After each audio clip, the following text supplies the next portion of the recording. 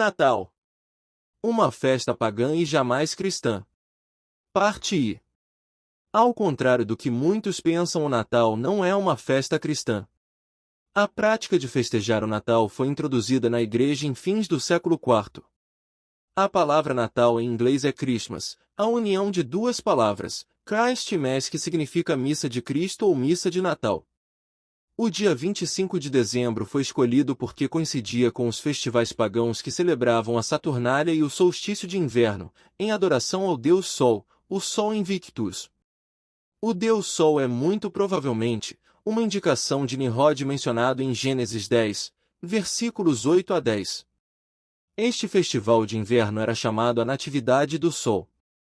A festa solar do Natalis Invicti, Natividade do Sol Inconquistado, era celebrada em 25 de dezembro.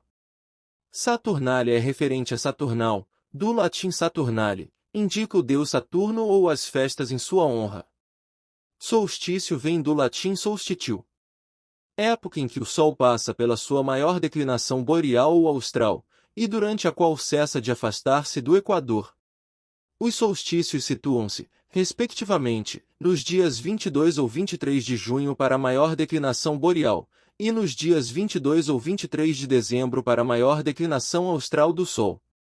No hemisfério sul, a primeira data se denomina solstício de inverno e a segunda solstício de verão, e, como as estações são opostas nos dois hemisférios, essas denominações invertem-se no hemisfério norte.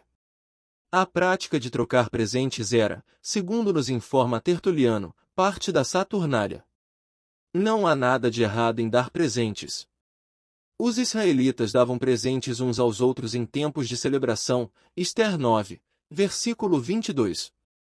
Mas alguns têm procurado ligar os presentes de Natal com aqueles que Jesus recebeu dos magos. A árvore de Natal também tem suas origens no paganismo. Segundo uma fábula babilônica, um pinheiro renasceu de um antigo tronco morto. O novo pinheiro simbolizava que Nimrod tinha vindo a viver novamente em Tamuz. Entre os druidas o carvalho era sagrado. Entre os egípcios era a palmeira, e em Roma era o abeto, que era decorado com cerejas negras durante a Saturnália. O deus escandinavo Odin era crido como um que dava presentes especiais na época de Natal àqueles que se aproximassem de seu abeto sagrado.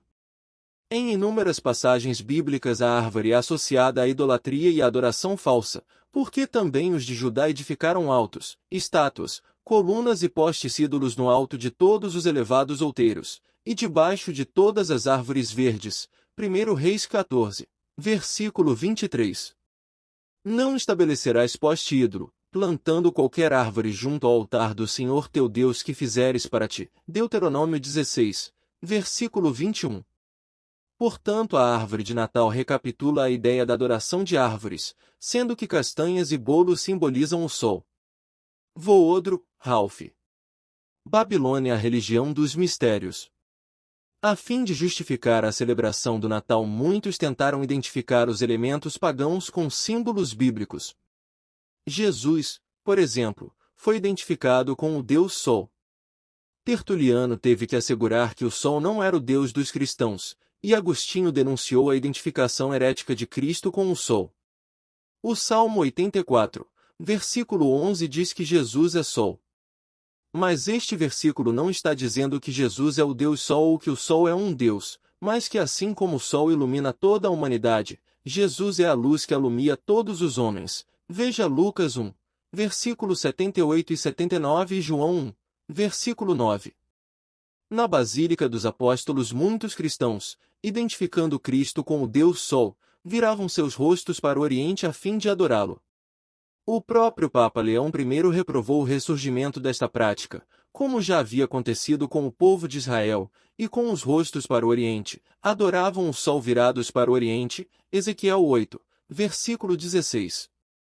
É bom lembrarmos das advertências do profeta, porque os costumes dos povos são vaidade, pois cortam do bosque um madeiro, obra das mãos do artífice com machado, com prata e ouro o enfeitam, com pregos e martelos o fixam, para que não oscile. Jeremias 10, versículos 3 e 4. Com o passar do tempo, muitos outros costumes foram sendo introduzidos nas festividades do Natal.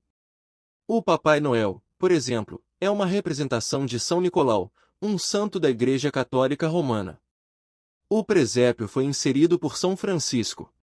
Não devemos jamais nos esquecer que, como cristãos verdadeiros, somos ordenados a comemorar a morte de Cristo, sua ressurreição e sua vinda. 1 Coríntios 11, versículos 25 e 26. Em nenhum lugar das Escrituras é ordenado aos cristãos que comemorem o nascimento de Cristo. Talvez porque o nascimento de Cristo, por ser um fato histórico inegável, é aceito por todos os homens, mesmo pelos não cristãos. Não é assim, porém, com relação à sua ressurreição. Todos comemoram o nascimento de Cristo, mas somente os cristãos comemoram a sua ressurreição. Devemos ainda lembrar que acerca de Jesus, identificado na pessoa de Melquisedeque, se diz que era, sem pai, sem mãe, sem genealogia, que não teve princípio de dias, nem fim de existência, Hebreus 7, versículo 3. Em todos os períodos da história da cristandade, uma minoria de líderes eclesiásticos tem se colocado contra a observância do Natal. Eu prefiro ficar com a minoria. Êxodo 23, versículo 2, Mateus 7, versículo 13. Vários fatores estão relacionados a essa oposição. 1.